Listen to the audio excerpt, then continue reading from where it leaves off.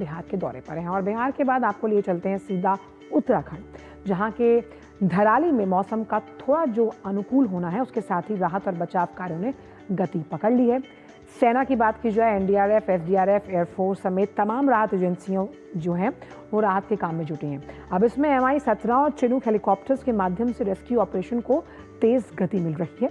आपदा प्रभावित क्षेत्रों में फंसे लोगों को सुरक्षित बाहर निकालने के लिए राहत एजेंसियों का बचाव अभियान युद्ध स्तर पर जारी है। वहीं केंद्र सरकार का भी राज्य सरकार को पूर्ण सहयोग मिल रहा है। भारी बारिश और बादल फटने के बाद धराली के खीरगाड़ में मलबा आने की वजह से आवासीय भवन, होटल को भारी क्षति हुई। कई इमारतें मलबे में तब्दील हुई। हर्षिल आर्मी कैंप में भी मलबा आने से भारी नुकसान हुआ। इसके अलावा गंगोत्री राष्ट्रीय राजमार्ग भटवाड़ी पापड़गाड़ गंगनानी से आगे नाग मंदिर के पास 30 मीटर पुल क्षतिग्रस्त हुआ। इसके मद्देनजर आवश्यक सुविधाओं, पानी, बिजली, सड़क और संचार को बहाल करने का काम भी जारी है। उधर भटवाड़ी के हर्षिल, बंदराणी, सौरा और कल्याणी में कक्षा 1 से लेकर 12वीं तक के सभी सरकारी और निजी स्कूलों के साथ आंगनवाड़ी केंद्रों में आज भी छुट्टी घोषित की गई है।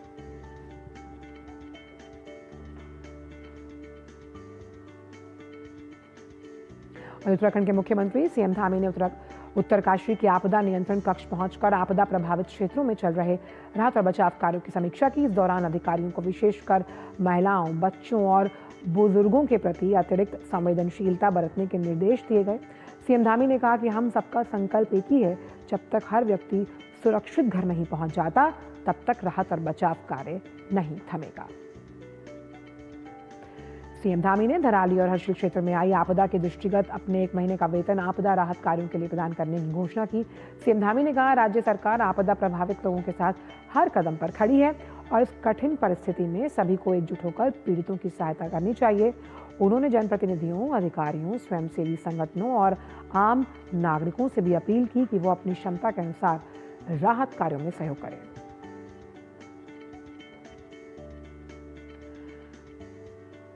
तो उत्तरकाशी से धराली तक का रास्ता खोलने का काम तेजी के साथ जारी है। बार बार होने वाले लैंडस्लाइड की वजह से मुश्किलें भी आ रही हैं, लेकिन बीआरओ लगातार काम में जुटा हुआ है ताकि रोड कनेक्टिविटी को जल्द से जल्द बहाल किया जा सके।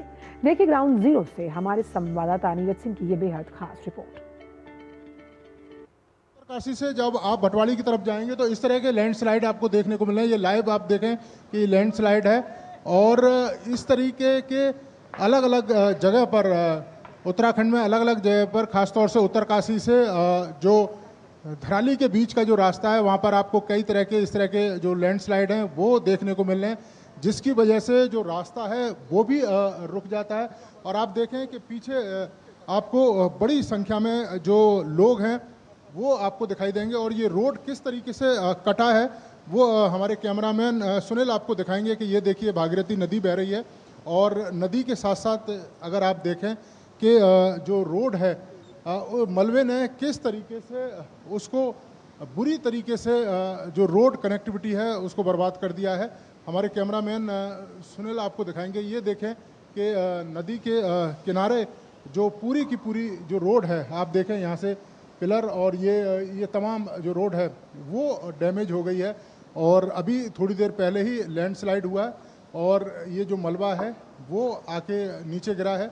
और लगातार जो बॉर्डर रोड ऑर्गेनाइजेशन है वो लगातार रोड कनेक्टिविटी को बहाल करने में लगा हुआ है। बीच बीच में कुछ समय के लिए जो रोड है उसको सही किया जाता है, लेकिन उसके बाद इस तरह का जो मलबा है वो समय समय पर आ जाता है, जिसकी वजह से आप ये देखें कि सैकड़ों की संख्या में जो वाहनों की कतार है, जो खास तौर से जो रेस्क्यू ऑपरेशन के लिए जाने वाले जो टीम है, जवान हैं, जो बड़े बड़े इक्विपमेंट हैं वो बीच में रुक जाते हैं। इस तरह की परेशानियां इस इलाके में बनी हुई हैं। कैमरामैन सुनील के साथ नीरज सिंह, डीडी न्यूज़, भटवाड़ी। उत्तराखंड के हर्षिल धराली में आए प्राकृतिक आपदा के बाद भटवाड़ी ब्लॉक के कयाक गांव के 56 परिवारों के मकानों में दरारें आ गई। गंगोत्री नेशनल हाईवे धंसने से गांव में जमीन खिसक रही है, जिससे घरों की दीवारों और नींव में गहरी दरारें पड़ गईं। इस बीच राहत और बचाव कार्य युद्ध स्तर पर निरंतर जारी है। सेना, आईटीबीपी, एनडीआरएफ, एसडीआरएफ, पुलिस समेत सभी एजेंसियां युद्ध स्तर पर रेस्क्यू अभियान में जुटी हैं। आपदा में प्रभावित लोगों से हमारे संवाददाता दिग्बीर सिंह बिश्ट ने बातचीत की। आइए आपको दिखाते हैं। में आई आपदा के बाद आज तीसरा दिन है। हम लोग क्षेत्र में, हमारे साथ कुछ लोग हैं। आइए जानना चाहते हैं कि किस तरह का माहौल है और अभी तक जो राजमार्ग है वो पूरे बन नहीं पाए हैं और गंगनानी पास पुल तैयार हो रहा है। तो इसे लेकर क्षेत्र में जैसे आप लोग गए हैं वहां, उस तरफ का माहौल आपने देखा, किस तरह? ये धराली में जो आपदा आई है, और धराली हमारा ऐसा पॉइंट है कि गंगोत्री का मुख्य पड़ाव है।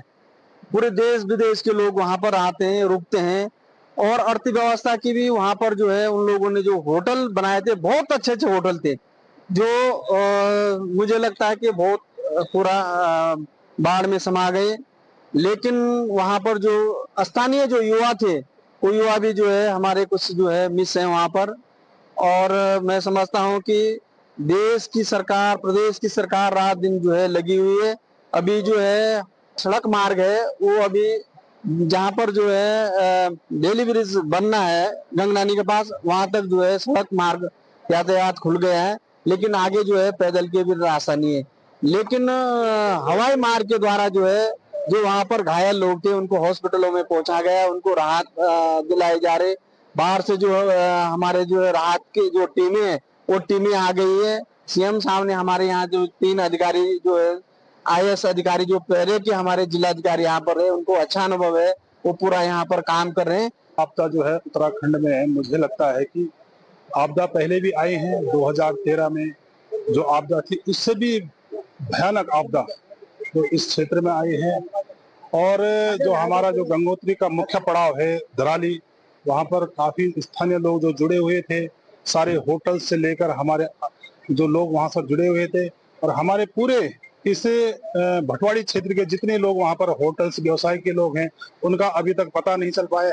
130 लोग के लगभग बता रहे हैं, लेकिन अभी तक पूर्ण रूप से जानकारियां नहीं हो पाई, क्योंकि सारी रोडें जो भटवाड़ी से लेकर गंगोत्री तक तमाम रोडें और जितने भी हमारे ब्रिज हैं सभी ध्वस्त हो रखे हैं। और मुझे लगता है कि जिस प्रकार से हमारे माननीय मुख्यमंत्री जी, हमारे यहाँ स्थानीय विधायक लोग और तमाम जितने भी यहाँ ब्लॉक प्रमुख लोग काम कर रहे हैं, निश्चित रूप से 2-3 दिन में हमारी रोडें सुचारू हो जाएंगी। जैसे ही बैली ब्रिज बनकर तैयार होता है तो कहीं ना कहीं आपदा ग्रस्त तक पहुंचने में कोई देरी नहीं होगी। उत्तरकाशी से दूरदर्शन समाचार, दिग्बीर बिष्ट।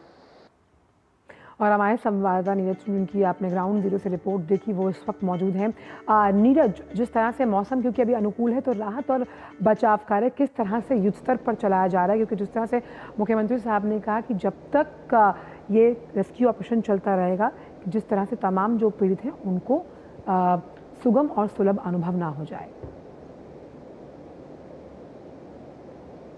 देखिए, बिल्कुल आंचल, आपने सही कहा। पिछले 2 दिन से जो रेस्क्यू ऑपरेशन है वो काफ़ी तेज़ी से चल रहा है। ख़ासतौर से जो हेली के द्वारा जो टीमें हैं वो लगातार धराली पहुंच रही हैं। इसके अलावा धराली में जो लोग फंसे हुए हैं उनको भी लगातार वहां से निकालकर मातली आईटीबीपी का एक हेलीपैड है वहां पर लाया जा रहा है। मुख्यमंत्री सुबह 6 बजे ही मातली हेलीपैड पर पहुंचे और वहां पर जो राहत सामग्री है, इसके अलावा खाने पीने का सामान है, जो लोग अभी भी धराली में फंसे हुए हैं उनके लिए वो रवाना किया गया। इसके साथ ही उनका स्पष्ट दिशा निर्देश है बीआरओ और जो दूसरी एजेंसियों को कि रोड कनेक्टिविटी है उसको बहाल किया जाए। आप देखें कि पिछले 2 दिन से मौसम ने साथ दिया है, उसी का नतीजा है कि 300 से ज़्यादा जो लोग फंसे हुए थे हर्षिल में, इसके अलावा धराली में, उनको सुरक्षित निकालकर जो मातली जो हेलीपैड है वहाँ पर आईटीबीपी का, वहाँ पर लाया गया। इसके अलावा जॉली ग्रांट पर पहुँचाए गए।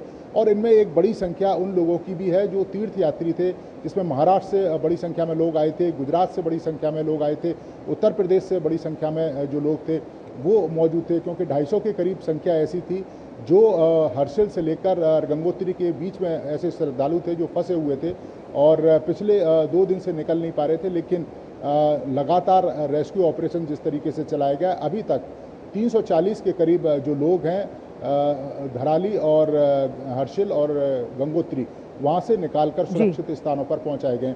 आज भी मौसम साथ दे रहा है, सुबह 6 बजे से ही जो रेस्क्यू है वो चल रहा है। रोड कनेक्टिविटी एक बड़ी समस्या है और आप देखें कि भटवाड़ी से आगे गंगनानी एक जगह है, वहाँ पर एक पुल है वो डैमेज हो गया है, जिसकी वजह से आप हर्षिल तक रोड कनेक्टिविटी बहाल करने में दिक्कतें आ रही हैं, लेकिन देर रात से ही बीआरओ के लोगों ने जो बैली ब्रिज है उस पर काम करना शुरू कर दिया और उम्मीद की जा रही है आंचल कि आज शाम तक बैली ब्रिज तैयार हो जाएगा और बड़े वाहन अब धीरे धीरे हर्षिल की ओर जाना शुरू हो जाएंगे। वहीं सेना, आईटीबीपी, एनडीआरएफ, एसडीआरएफ किस तरह से समन्वय बिठाते हुए इस पूरे राहत और बचाव कार्य को तेज गति दे रही हैं? देखिए आंचल, आप देखें कि जब ये आपदा आई उस समय सबसे पहले आप देखें धराली में आईटीबीपी की टीम और जो हमारी सेना है वो पहुंची थी, उन्होंने रेस्क्यू ऑपरेशन किया। आप देखें कि उसकी जो प्रभाव है, जो धराली में आपदा आई थी उसका प्रभाव हर्षिल तक कितना था कि सेना के जो 9 जवान थे वो भी अभी तक नहीं मिले। उनको खोजने का जो काम है वो भी लगातार चला है, लेकिन उसके बाद भी हमारी सेना लगातार रेस्क्यू करती रही। और अब धराली में चूँकि टेलीफोन कनेक्टिविटी बुरी तरीके से प्रभावित हुई थी, वहाँ पर टेलीफोन कनेक्टिविटी बहाल कर ली गई है। सेना ने एक अस्थायी एक तरीके से टेलीफोन सेंटर है वो खोला है। धराली के जो लोग हैं अपने परिजनों से बात कर सकते हैं। बिजली कनेक्टिविटी को बहाल करने का जो काम है वो तेज़ी के साथ चल रहा है। तो आप आईटीबीपी की बात करें, सेना की बात करें, एनडीआरएफ की बात करें, डॉग स्क्वाड के साथ वहाँ पर मौजूद है और जो जिंदगियां हैं उसे खोजने और बचाने की जो कोशिश है वो लग रही है। तो तमाम समन्वय के साथ हमारी एजेंसियां काम कर रही हैं और उसी का नतीजा है कि इतनी बड़ी संख्या में जो लोग फंसे हुए थे उनको निकालकर सुरक्षित स्थानों पर पहुंचाया गया। और अब जो मलबा वहाँ पर आंचल है 50 फीट के करीब, उसके बीच में से लोगों को खोजना ये एक बड़ी चुनौती है जिस पर समन्वय के साथ तमाम एजेंसियां मिलकर काम कर रही हैं। जिस तरह से सुरक्षित स्थानों पर इन्हें पहुंचाया जा रहा है, वहां पर किस तरह की व्यवस्था की जा रही है नीरज? देखिए बिल्कुल उनको जैसा मैं बता रहा था कि मातली, जॉली ग्रांट जिन भी जो हेलीपैड है वहाँ पर पहुँचाया जा रहा है उनका पूरा जो रिकॉर्ड है वो उनसे लिया जा रहा है। उनके जो डॉक्यूमेंट हैं वो चेक किए जा रहे हैं, उनका वेरिफिकेशन किया जा रहा है और ये देखा जा रहा है कि ये व्यक्ति कहाँ से है, किस गांव से है, किस शहर से है, किस राज्य से है, उसकी पूरी डिटेल नोट की जा रही है। उसके बाद वहाँ पर जो चिकित्सा है उसकी सुविधा उपलब्ध है। उनको अगर किसी तरह की चिकित्सा या किसी तरह की संवाद के लिए अगर किसी डॉक्टर से ज़रूरत है तो वो वहाँ पर उपलब्ध है। दवाइयाँ हैं, खाने पीने का सामान है और वहाँ से उनके गंतव्य तक पहुँचाने की व्यवस्था है। तो ये तमाम इंतजाम राज्य सरकार के द्वारा बिल्कुल, और इसीलिए वहाँ पर उत्तरकाशी में जिस तरह से राहत और बचाव कार्य उच्च स्तर पर जारी है, बिजली, पानी और संचार को भी बहाल करने की कोशिशें लगातार तेज की जा रही हैं। बहुत बहुत शुक्रिया नीरज इन तमाम जानकारियों को हमसे साझा करने के लिए। बढ़ते आगे, केंद्रीय गृह मंत्री अमित शाह पर आपत्तिजनक टिप्पणी मामले में कांग्रेस नेता राहुल गांधी के खिलाफ आज एमपी एमएलए कोर्ट में सुनवाई होनी है। इससे पहले यह सुनवाई गुरुवार को होने वाली थी, लेकिन साक्ष्य दर्ज न होने के कारण आज के लिए टल गई। याचिकाकर्ता के वकील संतोष पांडे ने बताया कि गुरुवार को वकीलों के प्रस्ताव के कारण साक्ष्य नहीं दर्ज हो सका था, इस वजह से आज तारीख